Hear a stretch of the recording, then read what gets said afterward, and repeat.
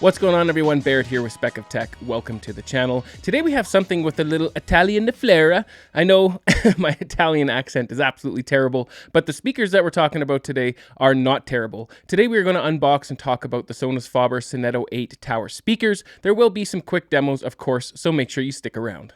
These speakers do have an unconventional shape that really just adds to the beautiful design, but before we can talk about all that, let's get them out of the box and show you how to put the speaker base on as well as the feet. Alright guys, so let's get into this box of the Sonetto VIII. I don't have quite enough room, so some of it might be out of frame, but I'll do my best here. So let's just get this open. So it is taped as well as stapled.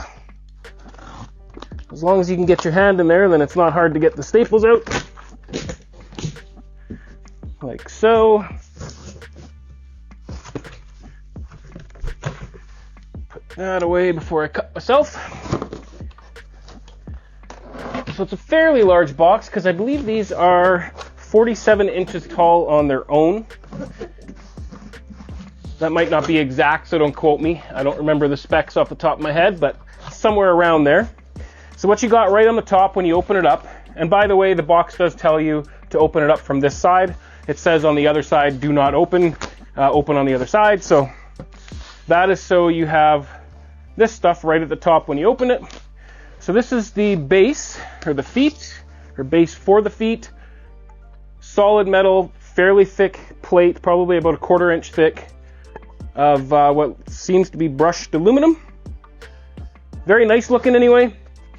And then you have this box here, which houses your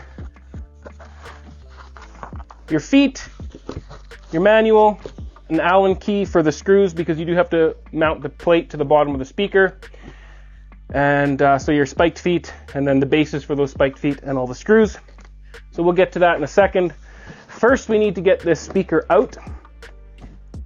So what I did is I just turned it this way, because I've already opened one of these just to kind of get an idea of what to do before doing it on camera.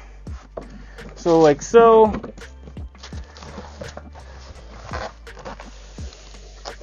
And then just tip it over, but do it gently, guys. These do have a soft dome tweeter, so also be careful where you're putting your hands. And then just make sure it doesn't just fall over.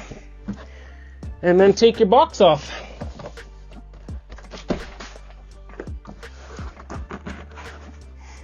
And don't mind my leash, it's just my mic here. So you have your magnetic grill in plastic. Pretty standard grill, it's a plastic frame, really light.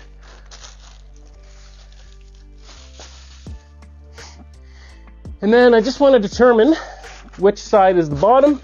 So this is the bottom, so that's the part we want on the top.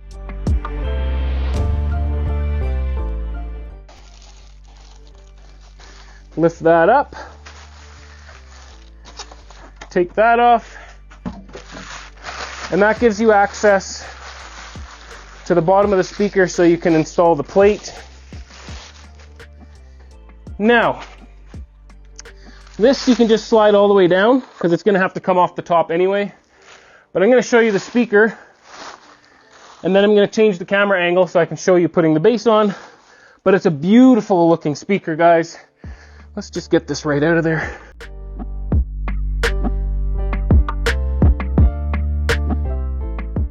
There you have it. I'm absolutely impressed with how these speakers look. Very happy. Okay, so as you can see, it's a downward firing port, so that's why you want to get it off the ground a little bit. Here's all the holes that you're going to want to screw the base plate into. So when putting the base plate on, there is a chamfered edge on one side. So obviously you want the flat side facing down. And this just kind of emphasizes the port just a little bit. So just kind of line that up a little bit with the holes. And then in that package, you have the all the screws and the Allen key to insert it.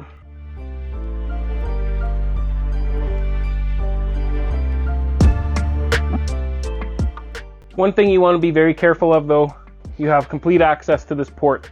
So when you're holding your screws and holding your Allen key, I hold it nice and far away so I don't accidentally drop one in there. And then when I'm bringing it over there, I'm very careful and precise not to let it slip and fall in there. I'm sure you could get it out eventually, but it wouldn't be fun.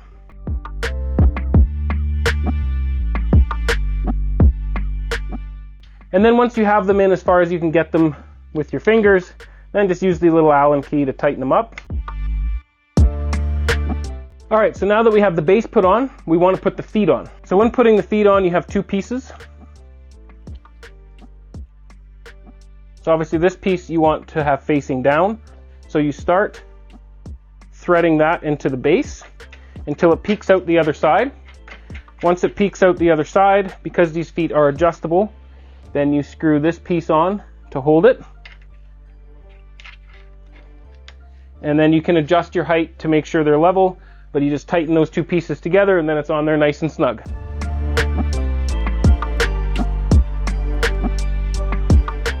All right, now that you have them all snugged up, you are ready to go. You can flip the speaker over, but just be a little bit careful. There's leather on the top.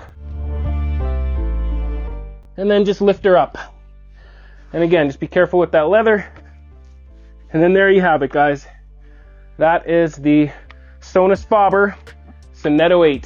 Beautiful speaker.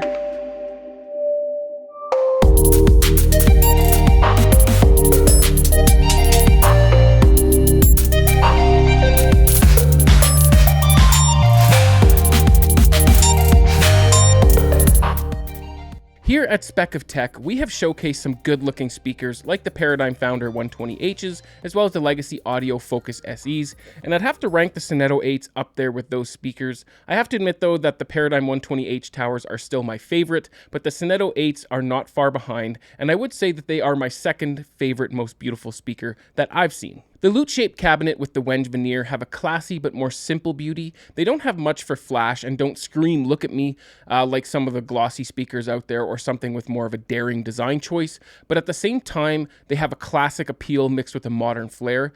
For the record though, I know that there are other ways to pronounce wenge, but for this video, we are sticking with wenge. The speakers themselves measure 47 inches tall, 11 inches wide, and 17 inches deep, and weigh in at 57.9 pounds each. They are a three-way floor stander with a downward firing port. There is a 1.1 inch or 29 millimeter DAD soft dome tweeter for the highs, and DAD stands for damped apex dome, which is why you see that odd bar across the tweeter, which is said to optimize the driver's dispersion. Below that DAD tweeter, we have a 150 millimeter or 5.9 inch mid-range driver that is made from cellulose pulp mixed with other natural fibers, which they claim defines Sonus Faber's iconic sound signature. This mid-range is one of the stars of the show though, in my opinion, but we will get to that in a little bit. And finally, for the low frequencies, we have three 180 millimeter or 7 inch aluminum cone woofers. The frequency response is rated at 36 Hz to 25 kHz with a sensitivity of 90 dB with 1 watt at 1 meter. The crossover points are 270 Hz and 3000 Hz.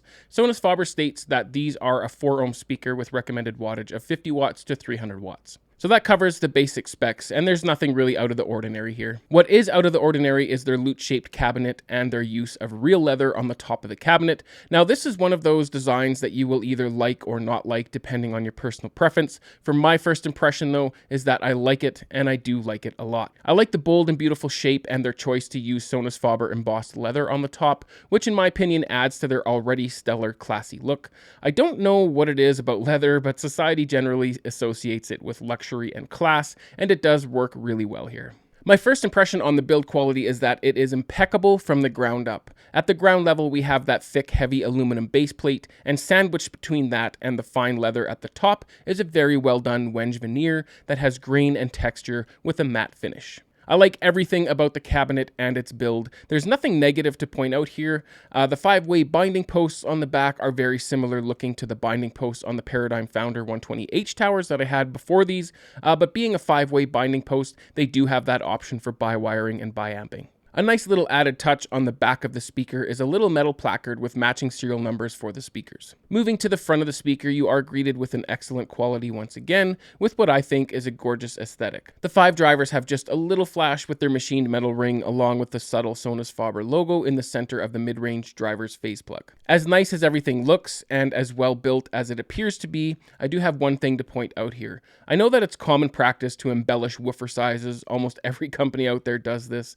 and they incorporate any and all surrounding rings into their measurements, but I feel like with this speaker in particular, it was incredibly noticeable. Sonus Faber lists the woofers at 180 millimeters, which works out to 7 inches, and as soon as I saw the bass drivers, I could tell they were not a true 7-inch driver, and unfortunately, I was right. So I took out the old trusty measuring tape, and I measured from the outside edge of the rolled surround to the opposite side edge of the rolled surround, and the 7-inch woofer only works out to 5.5 inches when measured that way. The same can be said about the mid-range driver, which Sonus Faber measures at 150 millimeters or 5.9 inches. When I measured it, it only came to 4.75 inches. Unfortunately for us as consumers, this is something that almost all audio companies are doing and are guilty of, so I can't be overly harsh here on Sonus Faber, but a 1.5-inch embellishment on drivers this small is kind of a big deal. 1.5 inches on an 18-inch driver or something like that is one thing, but an inch and a half on a 7-inch driver is a whole other story, but I digress. With that one complaint aside though, the drivers are very well done and are aesthetically pleasing. Overall, this is a beautiful looking and seemingly well built speaker. Let's move on to first impressions of the sound quality, but real quick before we do, consider subscribing to the channel if you enjoy all things audio and home theater,